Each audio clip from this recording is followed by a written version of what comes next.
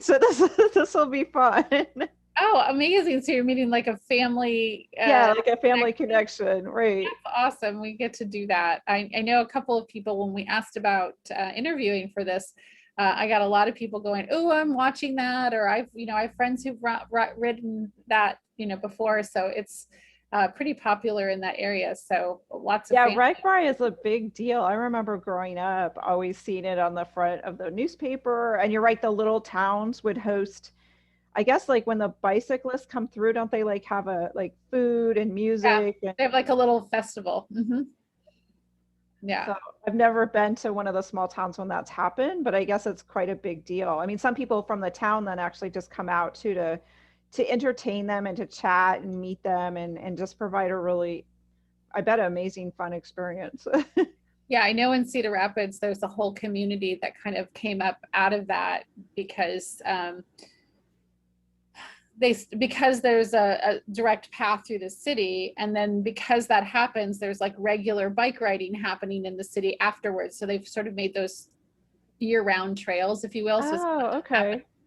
just that time. And so a whole little neighborhood near the river has come up, which is sort of bicycle friendly. So they have bicycle bars and bicycle restaurants where you Oh, can how cool. I didn't know that. yeah, there's a couple in that area, and it's just sort of, I think, sort of stimulated out of this annual event that happens, and they just sort of hang on to that because people, bike riding is not something you only do once, right?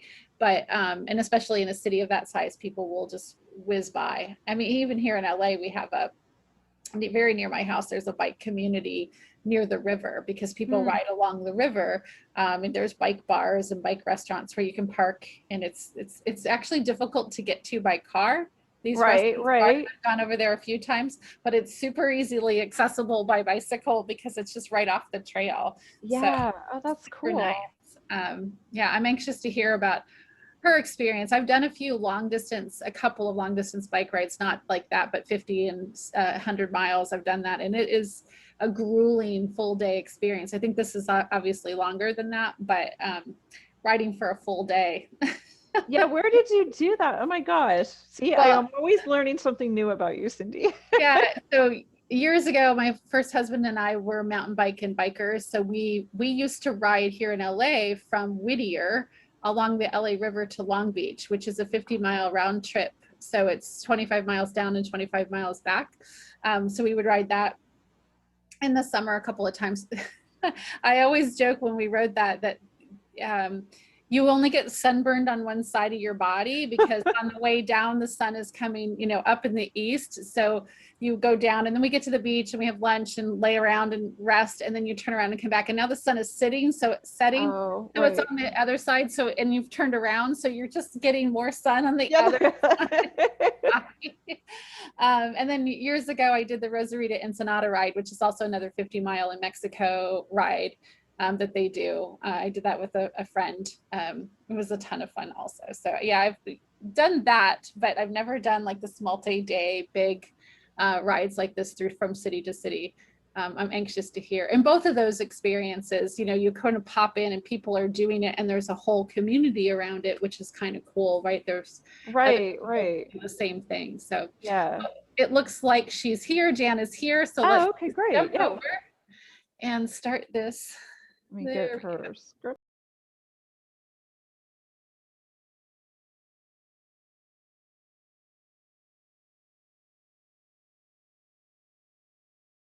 Welcome, everybody. Today we're talking with Jan, who wishes she could speak fluent Korean, meet Diane Keaton, and move her house 50 yards or 500 yards up the hill.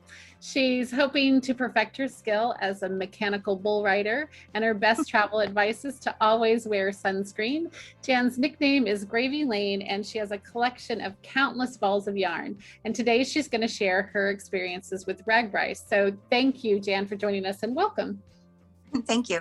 Yeah, welcome, Jan. So we're going to start our famous 7-minute timer. Okay. And just tell us about RAGBRAI. A lot of our listeners don't know what RAGBRAI is and why you chose to participate.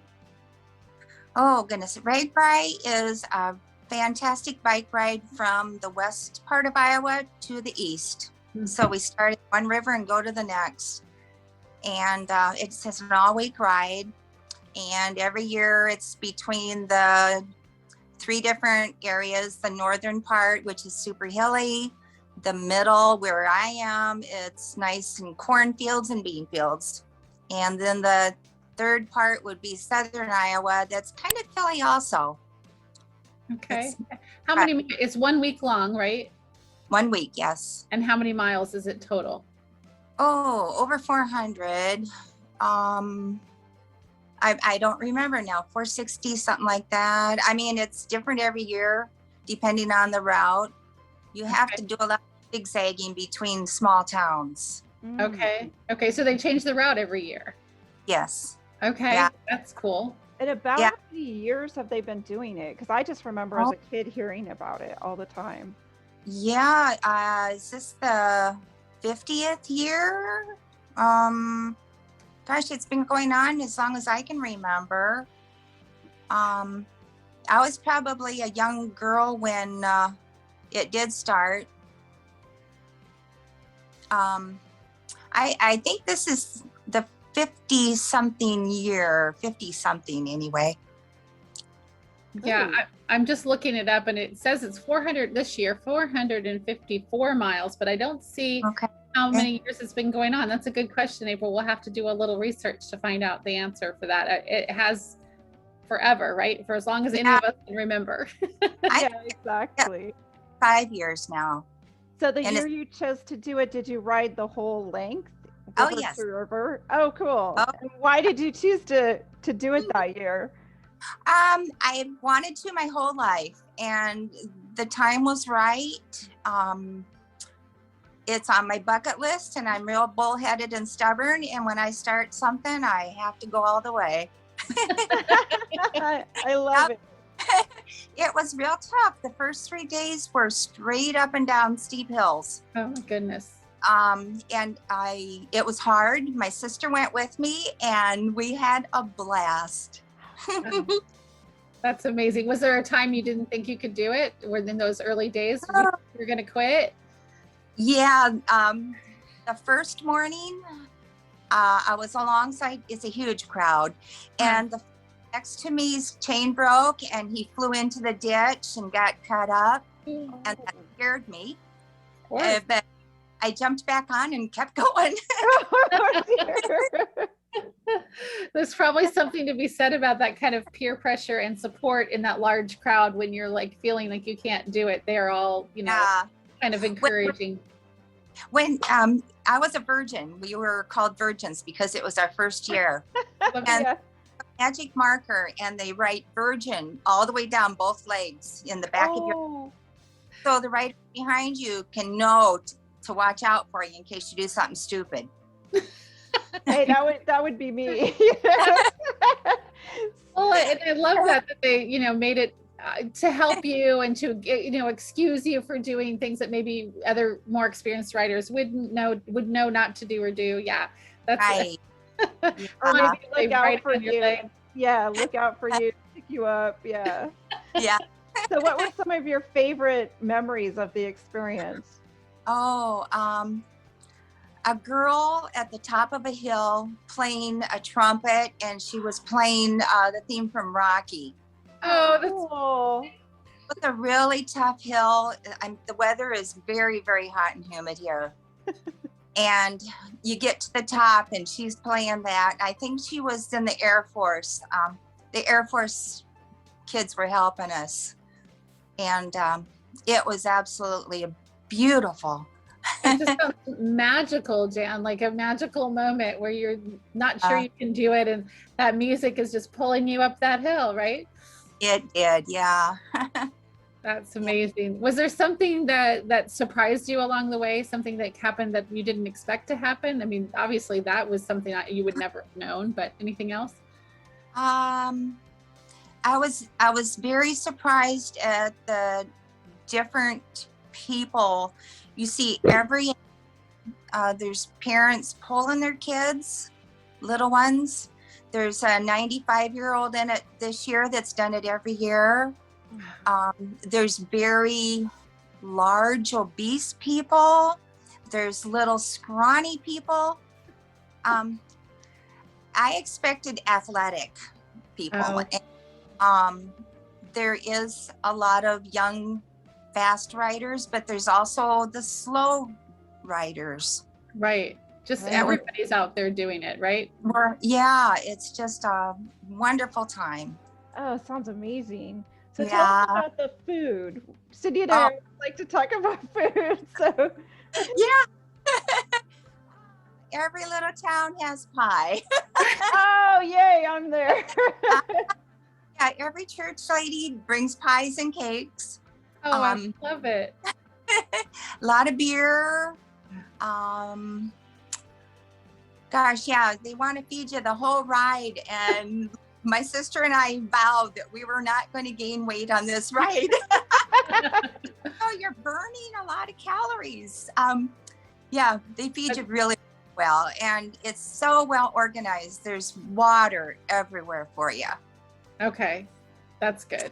That's Yeah. amazing. It's funny you say pie because now I just want strawberry rhubarb pie. I know, yeah. A lot of that. Yeah, that's it. And I want somebody at church to make it for me. Yes, I definitely, absolutely. That's the pie I want. I wonder if there's a RAGBRAI cookbook, from each town. I'm gonna have to look now. That would be brilliant. Yeah. And then the beer. I know when I've done just full day riding, I was always amazed how many people stop and drink beer along the ride in the middle of the day, right? Like I'm like, I can barely get up this hill. I can't be drinking and doing it.